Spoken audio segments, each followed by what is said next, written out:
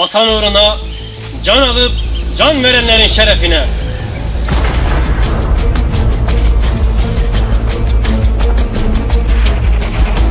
Hadi gidin şimdi, çabuk. Aha, kalk.